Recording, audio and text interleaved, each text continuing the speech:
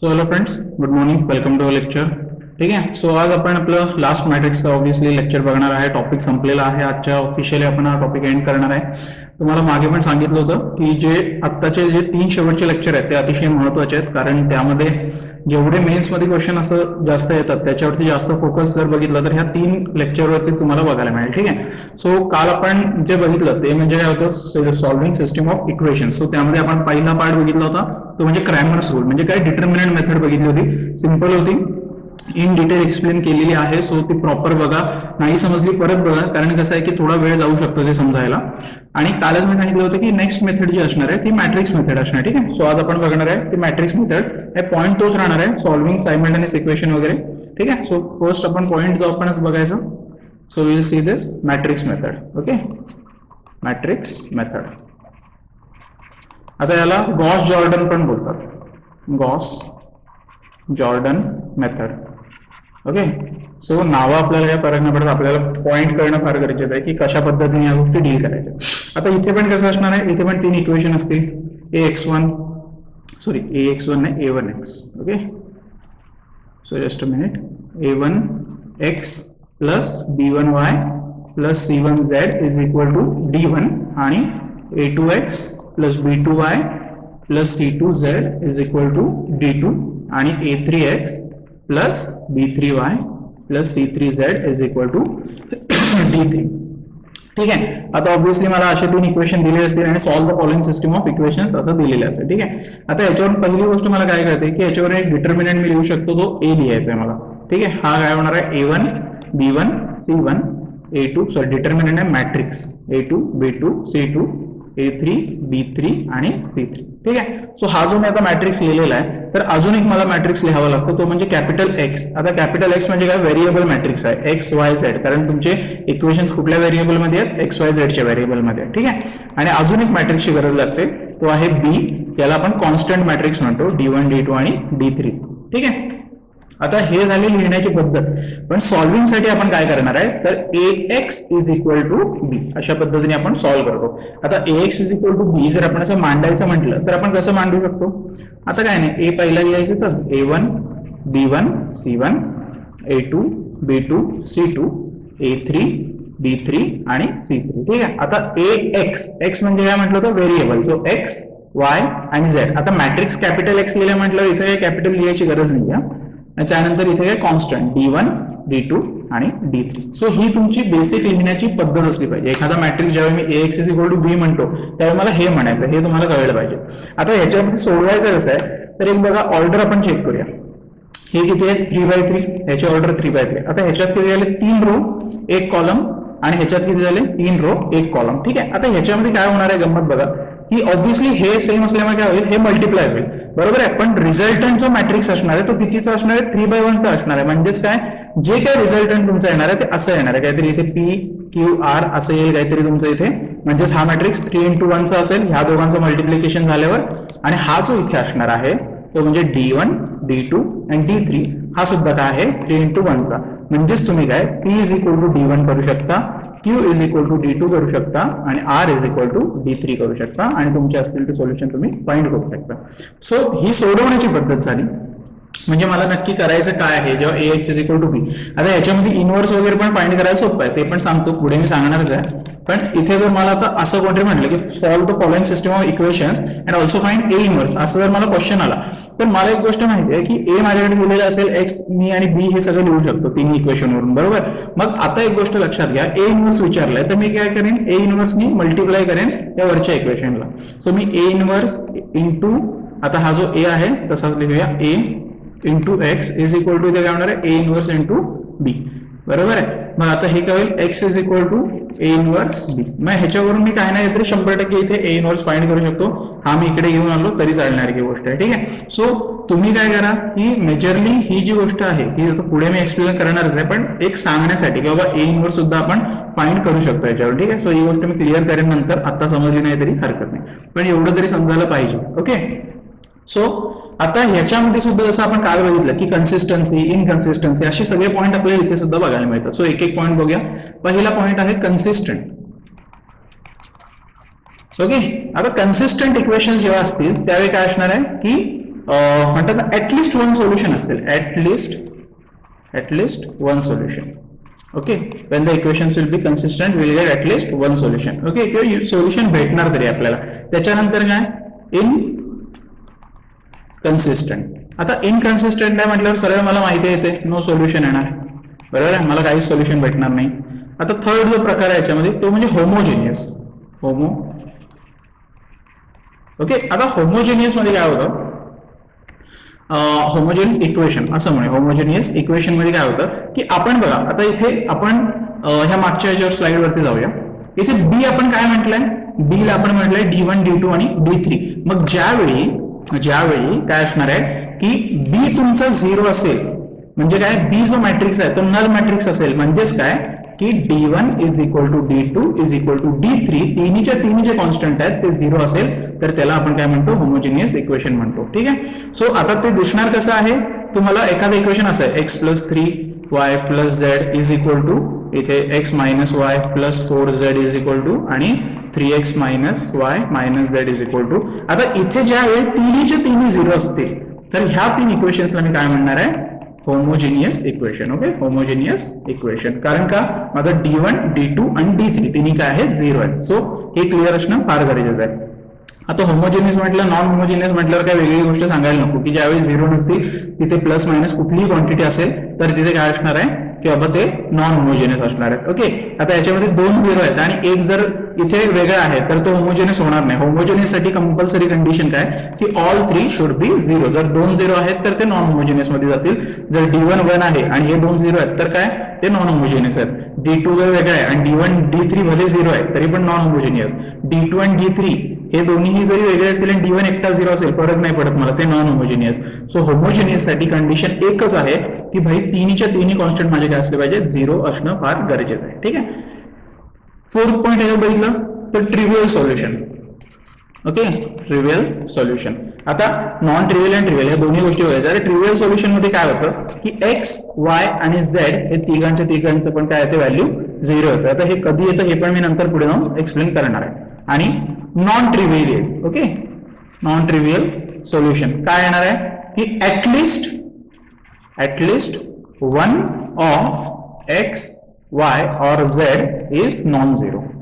Okay, so अशा टाइपच्या सोल्युशनला आपण काय म्हणणार, नॉन ट्रिव्हियल सोल्युशन म्हणणार. ठीक आहे. सो ही गोष्ट क्लिअर असायला हवी.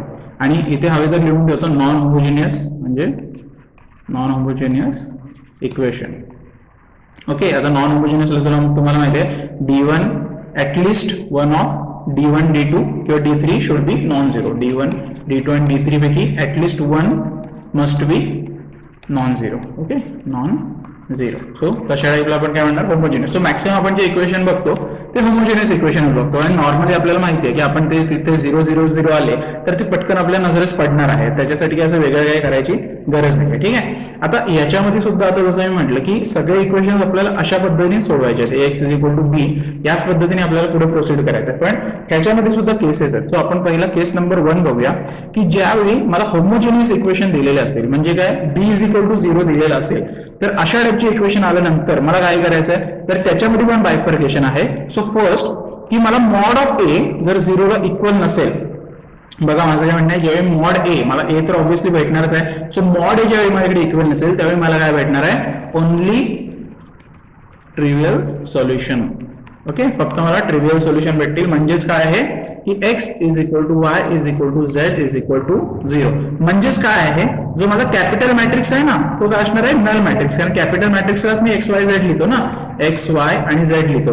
म्हणजेच काय येणार आहे, हे सगळे काय असणार आहेत माझे 0 0 0 असणार. ठीक आहे. सो ज्यावेळी तुम्हाला एखादी इक्वेशन, सिस्टम ऑफ इक्वेशन दिली जी की होमोजिनियस आहे आणि तुम्ही मॉड ए काढल्यानंतर जर तुम्हाला 0 नाही भेटला तर तुम्ही डायरेक्टली हे लिहू शकता. ठीक आहे. आता ह्याच्यातच सेकंड केस काय होणार आहे, okay, I just write over here. Second case काय होणार आहे, जर मॉड ऑफ ए 0 झाला, बघा होमोजिनियस इक्वेशन दिलेले आहेत आणि मॉड ऑफ ए जर 0 झाला तर 100% इकडे काय असणार आहे की no solution. Okay, sorry, no solution आहे, infinite solution. Mod of A 0 आला, इन्फिनाइट सोल्युशन. मग ह्याच्यामध्ये आहे ना ट्रिव्हियल प्लस नॉन ट्रिव्हियल दोन्ही मिक्स येणार. Okay, trivial solution. ओके, याला इन्फिनाइट सोल्युशन येणार. आता इन्फिनाइट सोल्युशन आल्यानंतर काय करायचं आहे हे मी प्रॉब्लेम मध्ये व्यवस्थित तुम्हाला समजेल की त्याला सोडवण्याची पद्धत काय. काय कठीण नाही आहे, लक्षात घ्या, एकदम सोपं आहे. तुम्ही एखाद्या एलिमेंटला एक्स ला लॅम्बडा म्हणा, दोन इक्वेशन चूज करा. आता इथे चूज एनी 2 इक्वेशन्स, त्याच्यामध्ये X is equal to lambda substitute करा, त्याच्यावरून वाय आणि झेड काढा आणि ते एक्स वाय झेड लिहून टाका.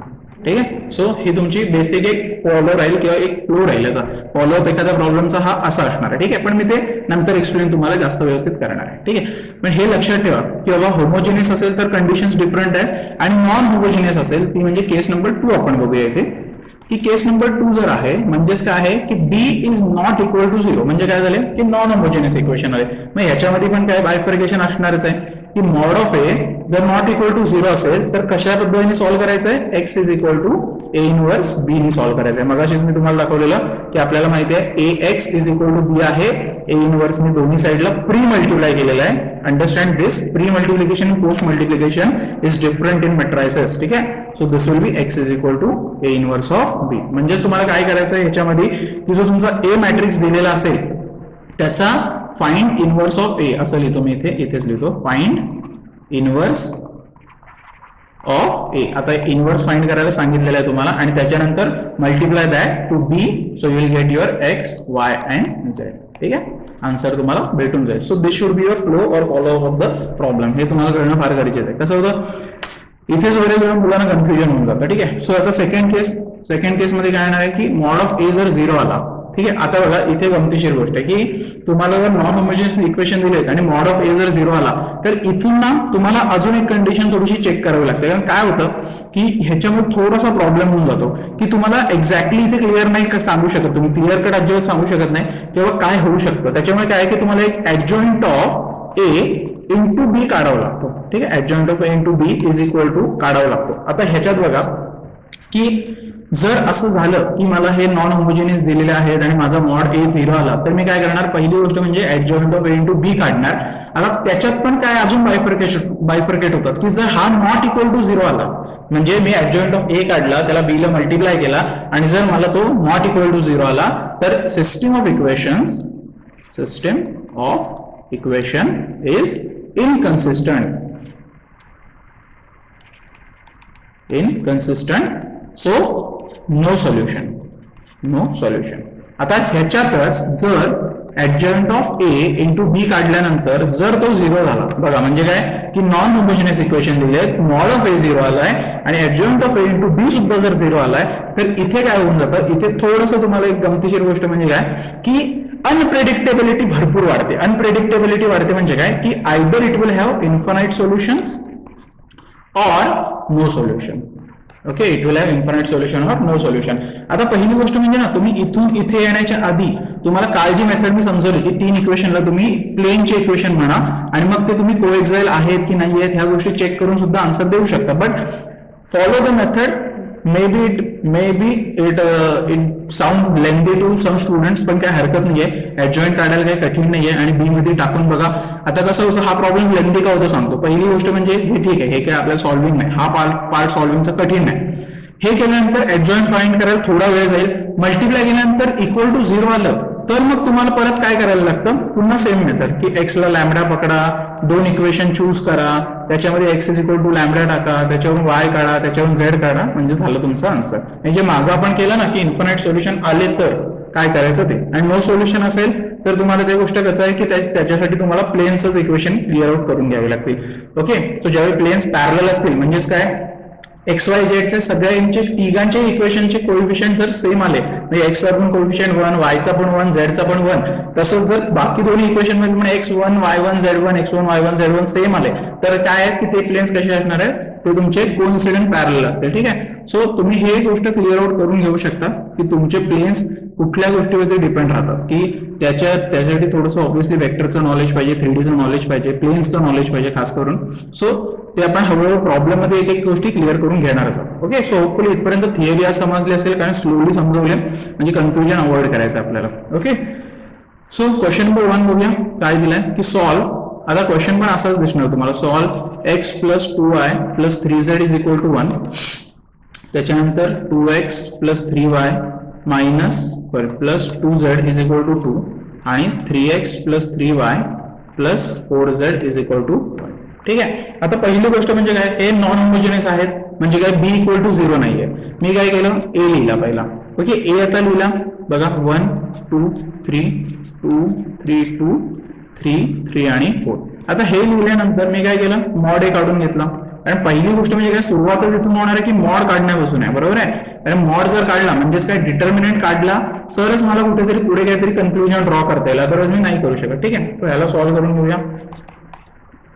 4 3 12 इथे काय झालं -6 -2 into 8 -6 प्लस 3 into 6 -9.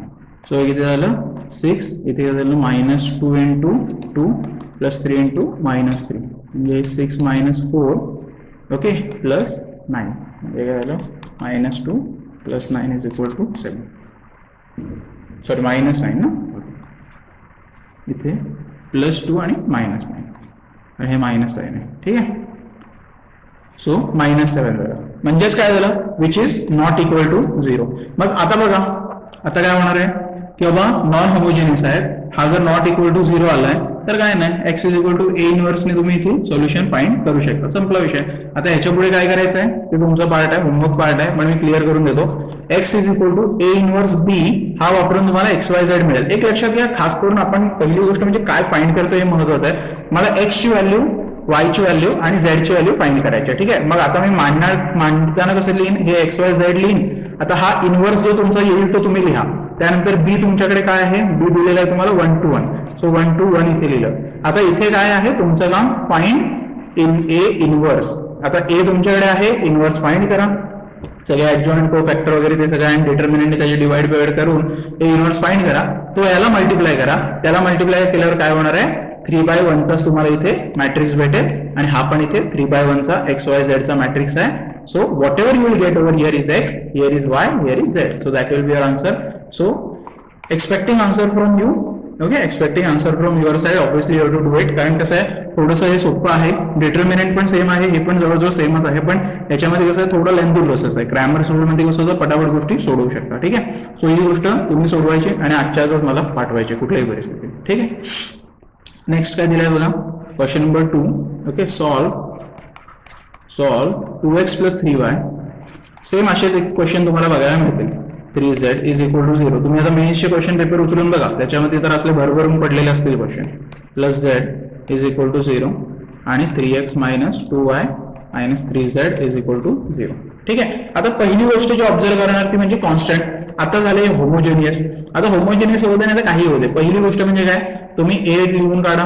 कारण मला तिथं गेल्याशिवाय पुढे मी जाऊच शकत नाही. I cannot go any further if I don't know what is determinant value of A. म्हणून पहिली स्टेप तर ती हर गोष्टी हेच राहणार आहे. ए लिहा, मॉड ऑफ ए काढा किंवा डिटर्मिनंट ऑफ ए लिहा, काय लिहायचं ते लिहा, पण ते आन्सर काढायचं आहे. 1 - 3. ठीक आहे, आता हे काढल्यानंतर काय येतं हे फार इम्पॉर्टंट आहे. ठीक आहे, सो 2 into हे झालं 9 प्लस 2 -3 into -9 -3 आणि -3 into -6 प्लस 9. ठीक आहे, सो इथे झालं 11, सो 22. हे किती झालं 9 10 11 12 म्हणजे हे झालं -36 प्लस 36 कारण की हे 2 मायनस हे 2 इथे प्लस होऊन जाईल. ठीक आहे, हे -3 आणि हे किती झालं इथे 3 झालं म्हणजे -9. ओके, सो याची व्हॅल्यू किती आहे 2 11 56 आणि 9 नॉट इक्वल टू 0 देणार आहे. विषय काय आपल्याला नॉट इक्वल टू 0 येणार आहे. हे किती झालं 58 - 9 तर याला 49. ठीक आहे, सो इथे बघण्यासारखी गोष्ट काय की हे शेवटी काय आलं नॉट इक्वल टू 0. मला या व्हॅल्यू सोबत मतलब कधी येणार आहे, ज्यावेळी मला एखादी गोष्ट फाइंड करायची असेल. आता गंमत बघूया, आपल्या चार्टकडे जाऊया की आपण होमोजिनियस आहेत आणि मॉड ऑफ ए 0 आला नाही म्हणजे XYZ ची व्हॅल्यू काय असणार आहे XYZ इज इक्वल टू 0. संपला विषय. ट्रिवियल सोल्युशन असणार आहे XYZ will be equal to 0. That's your answer. हे झालं XYZ ची व्हॅल्यू. म्हणजे किती सोपं आहे बघा, ज्यावेळी होमोजिनियस असेल त्यावेळी तुम्ही काय करा की मॉड फाइंड करा. नॉट इक्वल टू 0 आलं तर बल्ले बल्ले तुमची XYZ 0 झालं, नाही आलं तर मजा येते अजून, आणि ती बघायची पुढे. ठीक आहे, सो बेटा आजचं क्वेश्चन तुम्हाला जास्त समजत असेल कालच्या पेक्षा. थोडंसं कालच्या ह्याच्यामुळे अंडरस्टँडिंग वाढली असेल, सो हे इझी आहे समजायला. 2z is equal to 0. ते सॉल्व्ह केलं आता तुम्हीच लिहा, नोट्समध्ये लिहिताना तसं लिहा. Is equal to 0, x minus 11y plus 14z is equal to 0. आता पुन्हा होमोजिनियस आले भाईसाहेब, बरोबर आहे. म्हणजे ए लिहूया पहिला 1. कसं आहे, पद्धत लिहायला ठेवा, कारण काय होतं थोडंसं गडबड होते. आता माझ्याकडून सुद्धा कधी कधी मिस्टेक्स होतात, मी काय करतो डायरेक्टली करायला जातो तर गडबड होऊ शकते. ते काय शेवटी ह्युमन एरर आहे, त्याला काय पर्याय नाही आहे. पण if you write it step wise for some problems you will get accustomed with it and you can clear out afterwards. ठीक आहे. सो हे आता फाइंड करून घ्या तुमचं हे आन्सर काय येणार आहे. Okay, so due to some technical issues I have to re-record this section. Okay, so आपण इथून सुरू करूया. आपल्याला जे इक्वेशन दिलं होतं ते काय होतं, ऑब्व्हियसली सॉल्व्ह विचारले, होमोजेनियस इक्वेशन आहे, त्याची डिटर्मिनंट व्हॅल्यू फाइंड करून घ्या. ठीक आहे. सो त्याचे डिटर्मिनंट व्हॅल्यू फाइंड करताना -14 मायनस इथे प्लस 44 झाला, -3 इंटू 28 मायनस 4 झालं, -2 इंटू -22 प्लस 1. ठीक आहे. सो हे किती झालं +30, हे झालं 3 इंटू 24 आणि हे किती झालं -2 इंटू 21. ठीक आहे, -21. सो हे 30 -72. ओके, आणि हे किती झालं 42. ठीक आहे, +42. सो -42 प्लस 42 हे किती झालं 0 झालं. ठीक आहे. आता इथून इम्पॉर्टंट गोष्ट जी आपल्याला करण्यासारखी आहे ती म्हणजे पहिली गोष्ट म्हणजे होमोजेनियस इक्वेशन दिलेले आहेत मला, आणि त्याच्यावरती काय झालंय की माझा जो मॉड ऑफ ए आहे तो 0 आलाय. जो 100% इथे मला काय करणार आहे, इन्फिनाइटली मेनी सोल्युशन्स इथे असणार आहे. ठीक आहे. आता इन्फिनाइटली मेनी सोल्युशन ज्यावेळी असणार आहे त्यावेळी तुम्हाला एक पद्धत सांगितली होती की x y z यापैकी कोणाला तरी लॅम्बडा पकडा. ठीक आहे, कन्सिडर समथिंग एज लॅम्बडा. मी म्हटलं जर z is equal to lambda तर पुन्हा मी इथे इक्वेशन लिहून घेतो, x plus 3y minus 2z is equal to 0.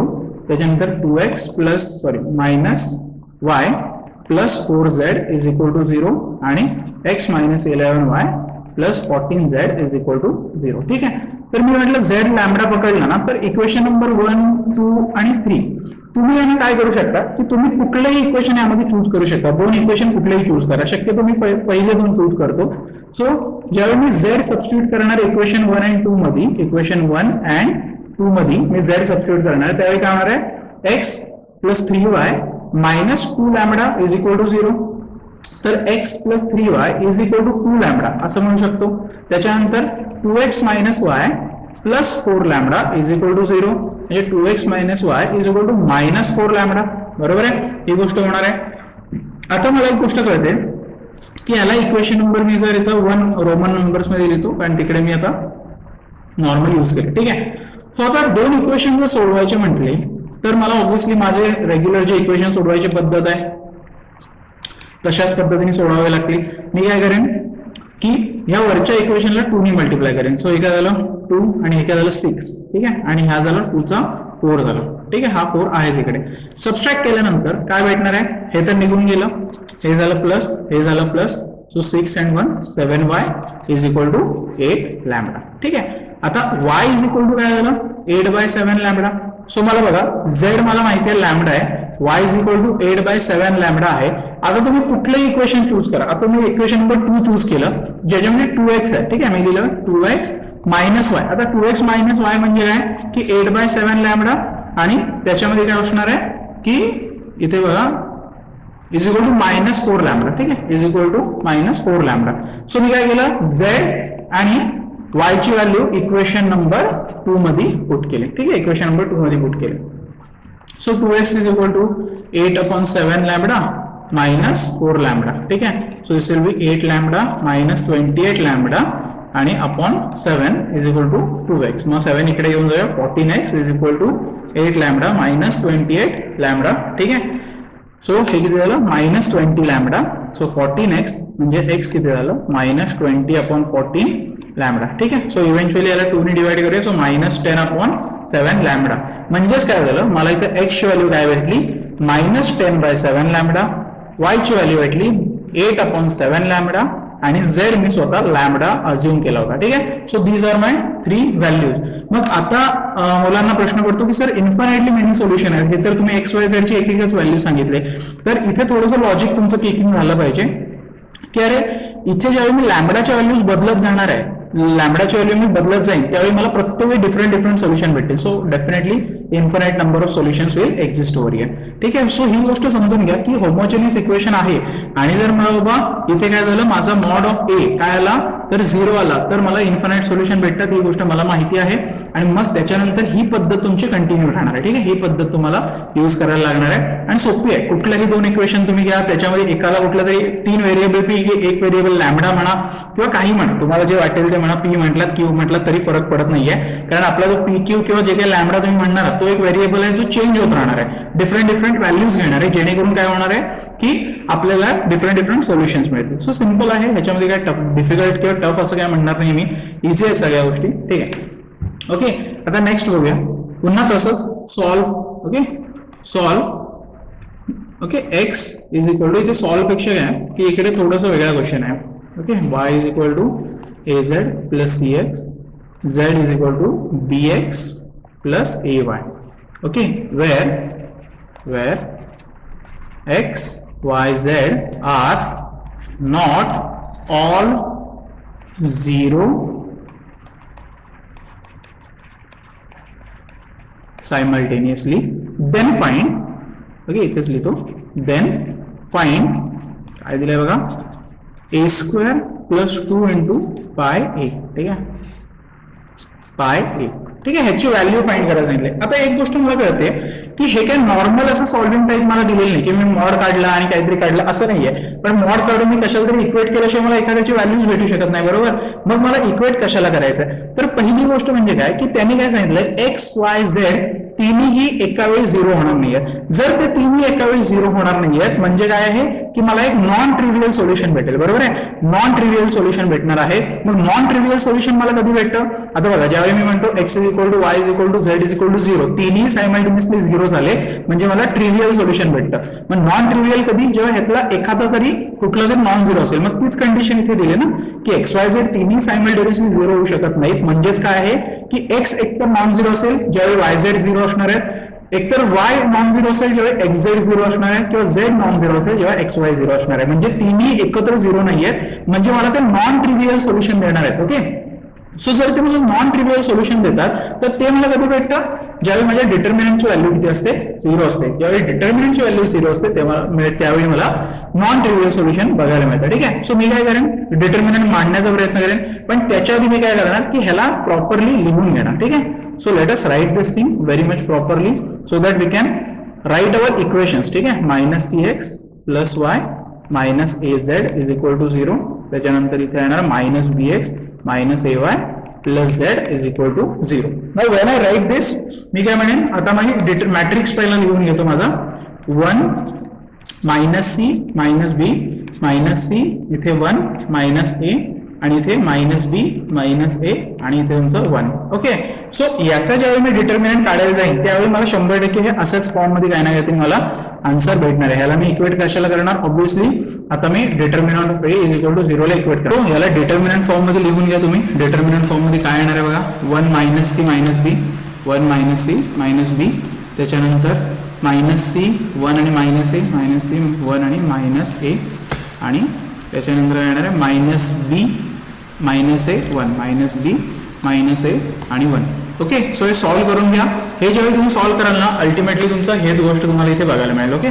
So ultimately हीच गोष्ट तुम्हाला बघायला मिळेल म्हणजे तुमचा आन्सर तुम्हाला इथे भेटणार आहे. So this will be also your homework part, you have to solve this and show it to me. ठीक आहे. सो इथपर्यंत तुम्हाला होपफुली जर गोष्टी क्लिअर झाल्या असतील तर आपण पुढचे एक्झाम्पल बघू शकतो. चला सुरू करूया. क्वेश्चन काय दिलाय बघा, solve x plus y plus z is equal to 6, x plus 2y plus 3z is equal to 14 आणि x plus 4y plus 7z, okay, 7z is equal to 30. ठीक आहे. सो आता मला ऑब्व्हियसली नॉन होमोजेनियस इक्वेशन दिसत आहेत. मी काय करेन, पहिला a लिहून घेऊया, 1 1 1 1 2 4 1 3 7. ओके. आता याचा मी मॉड काढायला इथे प्रयत्न करणार. ठीक आहे. म्हणजे डिटर्मिनंट काढूया, 1 2 4 1 3 आणि 7. ठीक आहे. ह्याचा डिटर्मिनंट ऑब्व्हियसली आहे ना, इथे बघितल्यानंतर मला कळतं की बाबा इथे रो कॉलम आहेत ना, 1 1 1 म्हटल्यावर मी एक हा पूर्ण 0 करू शकतो किंवा हा पूर्ण 0 करू शकतो. म्हणजेच काय, याचा आन्सर काय येणार आहे, 0. मग आता बघा की माझे नॉन होमोजिनियस इक्वेशन आहेत आणि माझा मॉड काय आलाय, 0 आलाय. म्हणजेच काय आहे, मला काय करावं लागेल, की adjoint of A into B is equal to काय येतं हे चेक करावं लागेल. ठीक आहे, सो हे चेक करायचं आहे. आता हे चेक करा तुम्ही, हे 0 येतं, you should do this will your homework part. पण हे 0 येतं, ह्याच्यानंतर काय मला कळतं की इन्फिनाइटली मेनी सोल्युशन्स असणार आहेत. ठीक आहे, आता जर इन्फिनाइटली मेनी सोल्युशन्स आहेत तर मी काय करणार की पुन्हा तेच झालं, let z is equal to lambda. मग मी दोन इक्वेशन घेतले की x plus y is equal to आता काय आहे प्लस, आता इथे ठीक आहे plus lambda is equal to 6 आणि हाच घेऊया आपण x plus y 2y plus 3 lambda is equal to 14. मग आता ह्याच्यावरून तुम्ही ऑब्व्हियसली काय करायचं आहे, सॉल्व्ह करायचं आहे. तुम्ही इथून असं करा, x plus y is equal to 6 minus lambda आणि x plus 2y is equal to 14 minus 3 lambda. So from this we can find either x और आयदर वाय. ओके, त्याच्यानंतर पुन्हा तुम्ही काय करा, वाय फाइंड करा आणि फायनल तुमचे सोल्युशन लिहा. सो एक्स वाय आणि झेड काय आहे, लॅमडा आहेच मागं. ठीक आहे, सो बघा क्रॉस चेक करून घ्या. मी इथे फक्त आन्सर लिहून ठेवतो काय आले, लॅमडा -2 आलंय, वायचा आन्सर आलंय. Okay, where is a cursor, हा वायचा आलंय 8 - 2 लॅमडा आणि हे ऑब्व्हियसली लॅमडा आहे. सो हे क्रॉस चेक एकदा करून घ्या, हे तुमचे आन्सर सेम येतात काय. ठीक आहे, so this will be your homework part, so you have to do it. आता जेवढ्या गोष्टी झाल्यात ना ह्या इम्पॉर्टंट आहेत, लक्षात आहे. कारण कसं आहे की महत्वाचा पार्ट जो आहे तो म्हणजे मॅट्रिक्सचा म्हणजे मॅट्रिक्सच्या पद्धतीने कसं सोडवायचं आहे सायमल्टेनियस इक्वेशन, किंवा हे जे काही होमोजिनियस नॉन होमोजिनियस इक्वेशन आहे ते मॅट्रिक्स मेथडनी कसे सोडवायचे हे इम्पॉर्टंट आहे. कारण ह्याच्यामध्ये ना इनव्हर्स वगैरे फाइंड करायला पण क्वेश्चन येतो, की बाबा एखादं सांगितलेलं असतं इक्वेशन देतात आणि तुम्हाला माहिती आहे x is equal to A inverse B च्या हिशोबाने सुद्धा तुम्ही सोडवू शकता. पण कसं आहे याचा मॅक्सिमम आपल्याला यूज कुठे होतो की एक्स वाय झेडच्या व्हॅल्यूज फाइंड करायला येतो. So solving of simultaneous equations आपल्याला ही गोष्ट खूप आधीपासून माहिती आहे, पण थोडंसं त्याच्यात आता मॅट्रायसिस आणि डिटर्मिनंटचा यूज आपण केलेला आहे की एखादी सिस्टीम ऑफ इक्वेशन दिलेली असेल तर ती आपण कशी सोडवू शकतो, तर मॅट्रायसिस आणि डिटर्मिनंटच्या यूजने आपण सोडवू शकतो. त्याच्यामुळे कसं आहे की थोडं वेगळं वाटलं असेल, कालचा आणि आजचा पार्ट नक्कीच थोडा वेगळा वाटला असेल, पण हे महत्वाचं आहे. लक्षात घ्या, दोन्ही ज्या मेथड आहेत, दोन्ही मेथड, फर्स्ट म्हणजे डिटर्मिनंट मेथड ज्याला आपण क्रॅमर्स रूल म्हटलंय, आणि सेकंड म्हणजे मॅट्रिक्स मेथड ज्याला गॉस जॉर्डन मेथड म्हटलंय. ठीक आहे, या दोन्ही मेथड खूप इम्पॉर्टंट आहेत. ह्याच्या सगळ्या कंडिशन्स पाठ पाहिजेत तुम्हाला, कंडिशन्स तुम्हाला पाठ पाहिजेत, ह्याच्या कंडिशन्स पाठ पाहिजेत.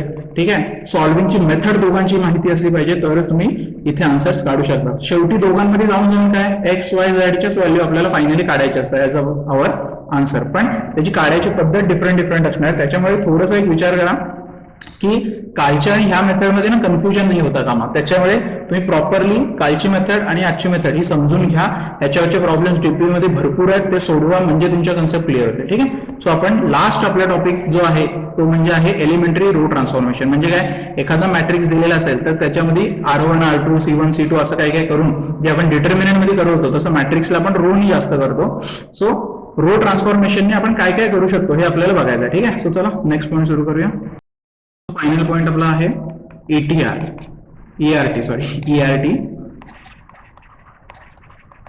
एलिमेंटरी रो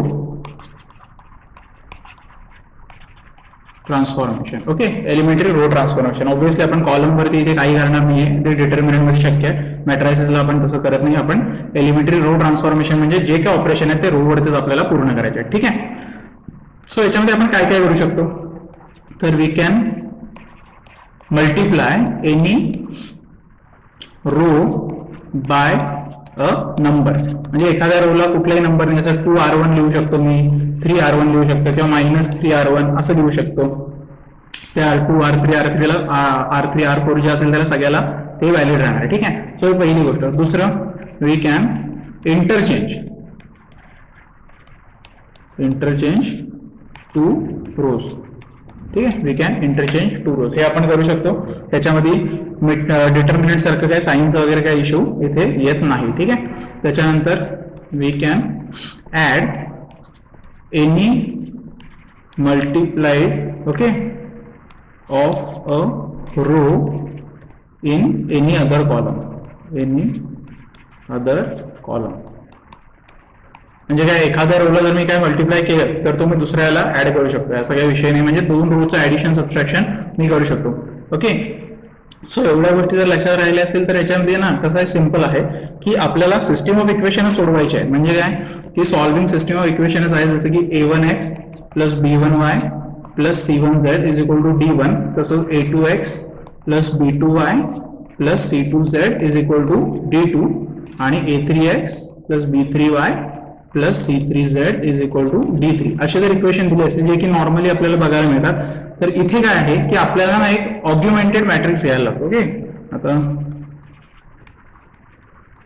मॅट्रिक्स, आता ऑग्युमेंटेड मॅट्रिक्स म्हणजे काय नाही, जो ओरिजिनल मॅट्रिक्स आहे ना तो इथपर्यंत असेल तर एक थोडंसं त्याला ऍडिशन असं आपण ऑग्युमेंटेड मॅट्रिक्स म्हणू शकतो. आता ह्याचं जर ऑग्युमेंटेड मॅट्रिक्स लिहायचं म्हटलं तर काय होणार आहे, A1 B1 C1 A2 B2 C2 A3 B3 C3 आणि ऑग्युमेंटेड आहे म्हणून थोडंसं डॉटेडने दाखवतो की हे D1 D2 आणि D3 मी इकडे लिहिलं. ठीक आहे, आता ऑपरेशन मला करायचे कशात तर ते एक बघून घेऊया की ह्याच्यावरती मी जेव्हा ERT परफॉर्म करेन म्हणजे एलिमेंटरी रो ट्रान्सफॉर्मेशन परफॉर्म करेन, मला पहिलं काय करायचं आहे की either I can bring it in upper triangular matrix form, I can bring it in lower triangular matrix form और in diagonal matrix form. Okay, आता ह्या फॉर्म मध्ये आणायचं आहे म्हणजेच काय की जो काय तुमचा मॅट्रिक्स असणार आहे तो तुमचा असा असणार आहे A1 A2 आणि असं हे दिलेलं आहे तुम्हाला A1 A2 नाही A1 B1 C1 D1. ठीक आहे, हा D2 हा D3 हा झाला इथे B2 C2 इथे C3 हा झाला 0 0 0. ओके, ह्याच्यामुळे काय होणार आहे तुमचा डायरेक्टली हा एक व्हॅल्यू आहे जो इकडे भेटेल, ह्या दोघांचं ऍडिशन करून तुम्हाला ही व्हॅल्यू भेटेल, ह्या तिघांचं ऍडिशन करून ही व्हॅल्यू भेटेल. अल्टिमेटली दुसरा पद्धत काय असणार आहे, A1 A2 A3 लिहिलं, B1 B2 लिहिलं, C1 लिहिलं, हा 0 हा 0 हा 0, तर हा D1 D2 आणि D3. ऑब्व्हियसली अगेन काय होणार आहे, ही व्हॅल्यू इथे आली, ही व्हॅल्यू ह्या दोघांची ऍडिशन ही आली, ह्या दोघांची ऍडिशन इथे तिघांची ऍडिशन ही आली. आता हे जरी कॉम्प्लिकेटेड वाटत असेल ह्याच्यापेक्षा पण अजून सोपं काय करू शकता की A1 0 0 इथे B2 0 इथे 0 0 0 C3 असं जर केलं म्हणजे काय मी जर डायगोनल मॅट्रिक्स त्याला फॉर्म करू शकलो तर मला काय होणार आहे की डायरेक्टली A1 ची व्हॅल्यू काय भेटली D1 ला इक्वल, B2 ची व्हॅल्यू जी असेल ती D2 ला इक्वल आणि C3 ची असेल D3 ला इक्वल. सो संपलाच विषय. म्हणजे एखादं मॅट्रिक्स जर मी अशा पद्धतीने कन्वर्ट करू शकलो किंवा अशा पद्धतीने किंवा अशा पद्धतीने तर मला त्याचे भरपूर फायदे आहेत, लक्षात घ्या. आता ERT परफॉर्म करताना ना तुम्हाला different obviously operations carry out करायलाच लागणार, त्याच्यामध्ये काय पर्याय नाहीये तुम्हाला. पण असं पण नाही की खूप कॉम्प्लिकेटेड आहेत किंवा जमणारच नाही आहे किंवा मला येतच नाही असं काही विषय नाही. एलिमेंटरी रो ट्रान्सफॉर्मेशनला काय होतं, प्रोसिजर लेंथी पडते. बरेच वेळा मुलं तेच म्हणतात की सर खूप लेंथी प्रोसिजर वाटते आहे, तर लेंथी ऑब्व्हियसली वाटणार आहे, लक्षात. त्याला काय ऑप्शन पण नाही आपल्याकडे. कारण काय होणार आहे तुमचं की इथे थोडासा विचार तुम्ही जर केला तर तुमचे R1 R2 R3 R4 हे ऑपरेशन तुम्हाला आता सवय तर आहे, पण हे करायला किती वेळ जाणार आहे हे तुम्हाला आज माहिती आहे, बरोबर आहे ना. हे करायला तुम्हाला वेळ तर जाणार आहे ही गोष्ट तुम्हाला क्लिअर कट माहिती आहे. मग ते करत असताना काय होतं की बरेच मुलांचं म्हणणं आहे की आमच्या स्टेप्स मॅच होत नाहीत सर, आमच्या स्टेप्स आहेत ना त्या तुमच्या याच्यासोबत मॅच होत नाहीत किंवा अशा गोष्टी भरपूर वेळा मला ऐकायला भेटतात की सर स्टेप मॅच नाही झाल्या मग आम्ही काय करायचं. तर असा काही टेन्शन घेण्याचा विषय नाही आहे, कारण काय होतं की स्टेप जरी मॅच नसेल तरी फरक काय मला पडणार नाही त्या गोष्टीचा. ठीक आहे, तर किती स्टेप तुमच्या होते. फॉर एक्झाम्पल मला जर एखाद्याने कुठलं मॅट्रिक्स, आता हे सोडवायची पद्धत एक सांगतो की A is equal to AI. आपल्याला माहिती आहे ना A आणि AI ला मल्टिप्लाय केल्यावर काय होणार आहे, शेवटी Aच भेटणार आहे. म्हणजे हे इक्वेशन ट्रू आहे, बरोबर आहे, हे इक्वेशन ट्रू आहे.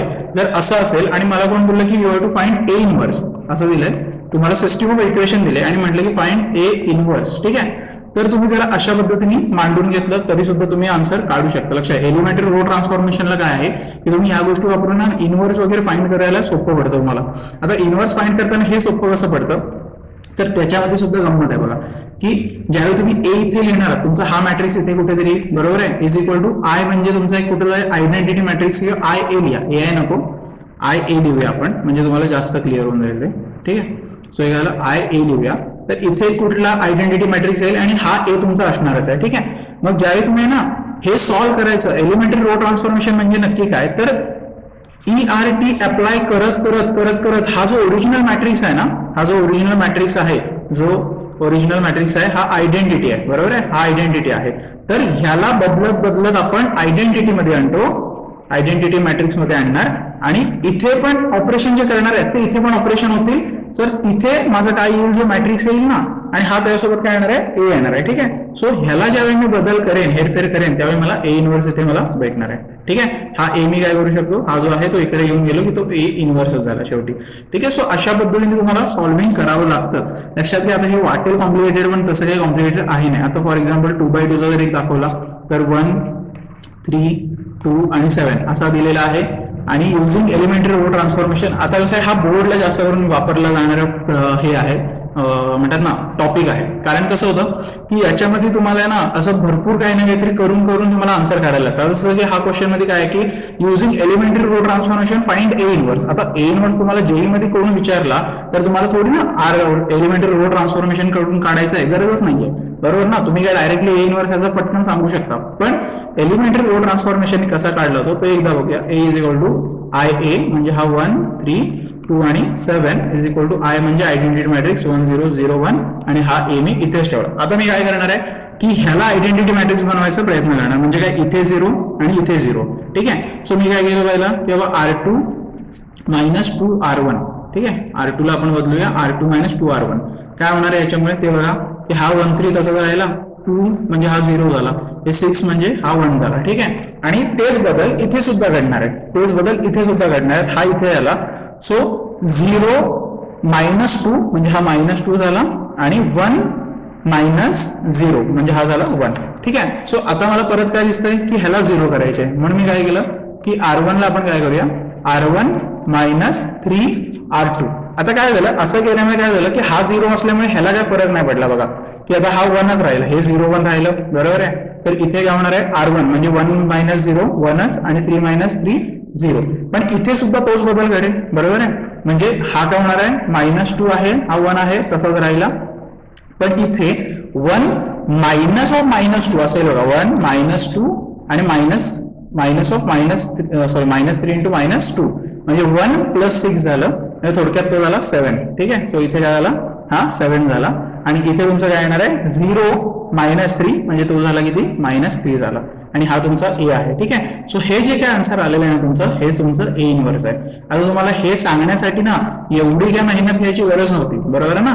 हे 7 1 -3 -2 हे जे काय आलंय ते ए इनवर्सचं आन्सर आहे. हे सांगण्याची काही तुम्हाला गरज नव्हती, कारण तुम्हाला माहिती आहे 2/2 ला काय करायचं इंटरचेंज आणि ह्या दोघांना मायनस साइन. सो तेच मला इथे दिसतंय, but this will be my answer.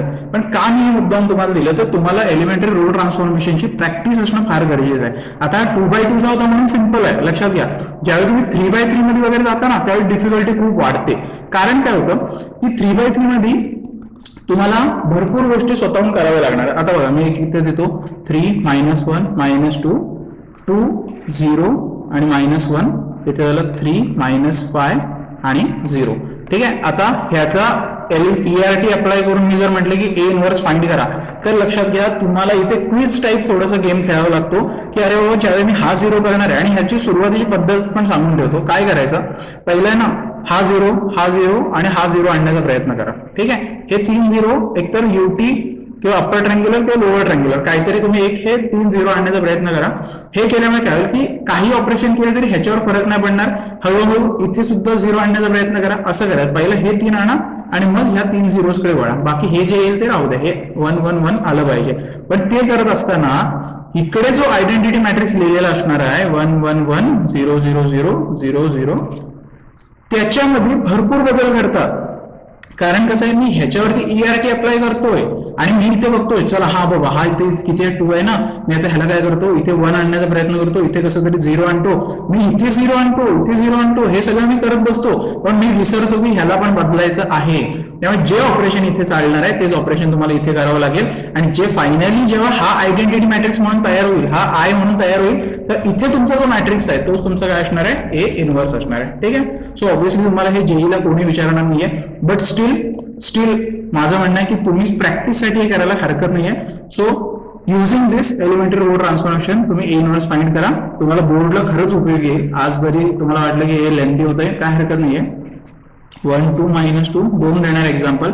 कसं आहे तुमचे हे डिटर्मिनंट साठी सुद्धा तुम्हाला ह्या गोष्टी वापरायला सोपं पडेल. कसं आहे तिकडे तुम्ही कॉलम बिलमला हात लावू शकत होता, इथे तुम्हाला फक्त ERT करायचं आहे, apply elementary row transformation and find A inverse. आणि तुम्ही तुमच्या मेथडने पण फाइंड करून बघा ए इनवर्स किंवा सेम येतो का. बाकी काय करायचे वेगळं असं काय करायची गरज नाहीये. ओके. सो मला वाटतं इथपर्यंत गोष्टी ठीक आहेत. सो हा फायनल पार्ट होता आजच्या टॉपिकचा. थिअरी जर म्हटला तर आपण थिअरॉटिकली जर म्हटलं तर आजचा फायनल पार्ट होता. तो खूप इम्पॉर्टंट आहे, खरंच इम्पॉर्टंट आहे. सो एकदा परत बघून घेऊया आज काय काय आपण बघितल्यात गोष्टी ते. फर्स्ट म्हणजे की आज मॅट्रिक्स मेथड बघितली. आता 3 इक्वेशन दिलेले असतील तर ते सोडवण्यासाठी पहिली गोष्ट मॅट्रिक्स मेथडला मांडायची पद्धत काय की ax is equal to B अशा पद्धतीने आपण मांडणार आहे. ठीक आहे. So ax is equal to B च्या पद्धतीने मांडल्यामुळे काय झालं की त्याच्यानंतर मी कसं सोडवायची पद्धत आहे की ह्या दोघांना मल्टिप्लाय करा, तुम्हाला ह्याच्यासोबत इक्वेट करायला इक्वेशन भेटतील, तुम्ही आन्सर तुमचा फाइंड करू शकता. ओके. सो त्याच्यानंतर ह्याच्यामध्ये टाइप्स होते. कन्सिस्टंट इक्वेशन असतील तर ऍटलीस्ट वन सोल्युशन, इनकन्सिस्टंट असतील तर नो सोल्युशन, होमोजिनियस असतील आणि नॉन होमोजिनियस असतील तर त्याच्यासाठी वेगळी गोष्ट मी दाखवलेली आहे की जेव्हा हे असं असणार आहे. ओके. म्हणजेच काय तुम्ही हे मांडू शकता. त्याच्यामध्ये जर बी इज इक्वल टू 0 असेल तर काय, बी नॉट इक्वल टू 0 असेल तर काय, आणि त्याच्यावरती प्रॉब्लेम सुद्धा आपण बघितले. मला वाटतं आज आपण हर एक टाईपचा प्रॉब्लेम कव्हर केलेला आहे त्याच्यामध्ये.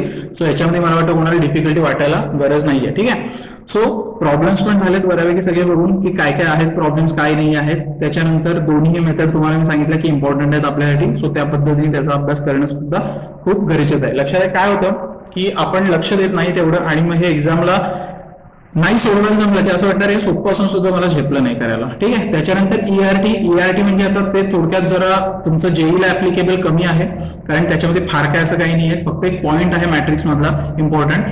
त्याच्यामुळे काय की जेई मध्ये ह्याच्यावरती प्रॉब्लेम काय तसा फार येत नाही कारण तुम्हाला ए इनवर्स काढण्यासाठी काय एलिमेंटरी रो ट्रान्सफॉर्मेशन करायची गरज नाही, तुम्ही तुमची मेथड वापरू शकता. पण तरी सुद्धा काय आहे की काय पद्धत आहे हे समजवलं आणि महत्वाचं म्हणजे काय की त्याचं वर्किंग तुम्हाला बोर्डला जास्त होईल. सो हे जे काय आता दाखवलं ना हे तुम्हाला बोर्ड्सला जास्त यूज होईल. Okay. This will be more useful for you people in boards. म्हणूनच काय की एक प्रॅक्टिस पण होऊन जाईल की बाबा ज्यावेळी मला इथे 0 आणायचं आहे त्यावेळी मला कसं मेंटेन करायला लागतं. आता इथे बघा तुम्हाला क्विज मी का म्हटलं कारण मजेशीर गोष्ट बघितलेल्या स्टुडंट्स मध्ये ते काय करतात इथे 0 आणतात, इथे 0 आणतात आणि मग कुठेतरी अजून काहीतरी करताना ना इथला 1 घालवतात, तिथे काहीतरी चुकवतात. बघा आता हे जे येल्लो आहेत हे टार्गेट, तुमचं टार्गेट हे आहे this should be all what, this should be all 0. ठीक आहे. सो हे 0 असले पाहिजेत आणि इथे ऑब्व्हियसली तुमचं 1 1 1 जनरेट होईल. सो तो आयडेंटिटी मॅट्रिक्स येणार आहे. जर तुम्ही प्रॉपर सोडवायला सुरुवात केली ना तर कधीही लक्षात घ्या तुमचं आहे ना आपोआप इक्वेशन शेप घ्यायला सुरू करतात प्रॉपर सोडवत असाल तर, लक्षात ठेवा. ठीक आहे. सो आता बघा इथे मला 1 पाहिजे, इथे मला 1 आहे माझ्याकडे आणि इथे सुद्धा माझ्याकडे 1 आहे. सो इथे मला 1 आणावं लागेल, इथे 0 लागेल, इथे 0 आहे माझ्याकडे, इकडे 0 लागेल, इकडे 0 लागेल, इथे 0 आहे. सो इथे 0 लागेल. सो तुम्ही जर प्रॉपर स्टेप मध्ये केलेत ना तर कसं आहे एक 7 to 6 स्टेप्स मध्ये सुद्धा प्रॉब्लेम सॉल्व्ह होतात, कधी कधी 3 to 5 स्टेप्स मध्ये पण होतात. सो डिपेंड करतं. काय काय मुलांना 10 स्टेप लागतील म्हणजे मी चुकलो असं नाहीये, मी असं चुकलो म्हणजे असं नाहीये, तुमचा फ्लो थोडासा वेगळ्या पद्धतीने झालेला आहे. ठीक आहे. सो काही लोकांनी एक स्टेप केली R1 मायनस R2 केलं, चला दुसऱ्याने काहीतरी R3 मायनस 3 R1 केलं, असं काहीतरी केलं आणि 2 स्टेप मध्ये त्याचं आन्सर आलं आणि तुमचं बाबा मी सर 4-5 स्टेप झाले 1 2 3 4 5 6 7 8 स्टेप करतोय, माझा आन्सर येत नाही, तर होतं हे गोष्ट होते. म्हणून मी सांगतोय लक्षात घ्या ही कॉमन गोष्ट आहे. त्याच्यामुळे ह्याच्यात काही वाईट वाटणारी गोष्ट आहे, तुमचा वेळ जाईल फक्त पण आन्सर तुमचंही सेमच येणार आहे कारण फायनली मला जो आउटपुट आहे तो असाच भेटणार आहे. मग तुम्ही भले किती ऑपरेशन करा, 10 ऑपरेशन करा, 1 ऑपरेशन करा नाही तर 100 ऑपरेशन करा, मला हे आउटपुट ज्यावेळी भेटणार आहे त्यावेळी बाजूचा जो डिटर्मिनंट असणार आहे तो मला सेमच आन्सर देणार आहे. Nevertheless how many steps are required. So पुन्हा सांगतो ही गोष्ट जास्त करून बोर्ड्सला तुम्हाला उपयोगी येणार आहे, ही जेई मध्ये जास्त ऍप्लिकेबल नाहीये पण तरी सुद्धा ईआरटी एक इम्पॉर्टंट पार्ट आहे आणि जेव्हा तुम्ही हे 2 एक्झाम्पल सोडवायला घ्याल ना त्यावेळी तुम्हाला स्वतःला जाणवेल की अरे इथे 0 आला तर परत दुसरीकडे बदल करताना तिसरंच काहीतरी वेगळं होऊन जातं आणि तो 1 गायब होतो, त्या 1 ला परत 1 आणण्यासाठी 0चा परत काहीतरी वेगळं होतं. अशा बऱ्याच गोष्टी होत राहतात. सो ते सोडवल्याशिवाय मजा नाही येणार, लक्षात घ्या. जेव्हा सोडवा त्यावेळी तुम्हाला ती गोष्ट कळणार आहे. ठीक आहे. सो चला एंड करूया आपल्या लेक्चरला. सो आजही सांगतो की मागचे 3 लेक्चर जर कोणी लक्ष देऊन बघितले नसेल तर 3 लेक्चर खूप प्रॉपरली बघायचे तुम्ही कारण खूप इम्पॉर्टंट आहेत. त्याच्यावरती भरपूर क्वेश्चन्स आपल्याला बघायला भेटणार आहेत जेई मध्ये. ठीक आहे. सो आजचं लेक्चर आपण थेरॉटिकली जेवढं होतं तेवढं एंड करूया. सो आता बघूया टाइम जर भेटला तर आपण उद्याच्या लेक्चरमध्ये प्रॉब्लेम्स घेऊया, प्रिव्हियस इयरचे प्रॉब्लेम वगैरे घेण्याचा प्रयत्न करू, नाहीतर डाऊट सेशन मध्ये आपण घेतोय सगळे प्रॉब्लेम्स तसेच आपण कंटिन्यू करू शकतो. आणि नेक्स्ट टॉपिक जो असणार आहे तो म्हणजे आपला कॅल्क्युलसचा बेस सुरू होणार आहे, तो म्हणजे फंक्शन सुरू होणार आहे. ठीक आहे. सो मला वाटतं जेवढा मजा मस्ती करायची होती तेवढे टॉपिक झालेले आहेत. वेक्टर, मॅट्रिसेस, डिटर्मिनंट, 3D हे सगळे सोपे चॅप्टर होते. फंक्शन्स पासून ज्यावेळी सुरू होणार आहे त्यावेळी जरा खूप म्हणजे खूप तुम्हाला लक्ष द्यावं लागेल तर त्या गोष्टी इझिली तुम्हाला समजणार आहे. सो नेक्स्ट चॅप्टर जो सुरू होणार आहे कॅल्क्युलसचा स्टार्टिंग आहे.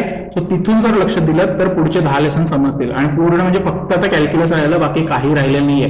Everything is nothing but calculus. Function relation आलं तुमचं, लिमिट कंटिन्युटी आलं, डिफरन्शिएबिलिटी आलं, त्यानंतर डेरिव्हेटिव्ह आलं, त्याच्यानंतर ऍप्लिकेशन ऑफ डेरिव्हेटिव्ह आलं, इंटिग्रेशन इनडेफिनेट डेफिनेट आलं, ऍप्लिकेशन ऑफ इंटिग्रेशन आलं. भरपूर गोष्टी आपल्याला डिस्कस करायच्या आहेत, लक्षात घ्या. त्याच्यामुळे सिरियसली घ्या पुढचे येणारे टॉपिक्स, तरच तुम्ही येणाऱ्या कॅल्क्युलसला टक्कर देऊ शकता. ठीक आहे. सो चला याच्यावरती प्रॉब्लेम सॉल्व्ह करा. भेटूया आपण नवीन टॉपिक सोबत. सो तोपर्यंत बाय.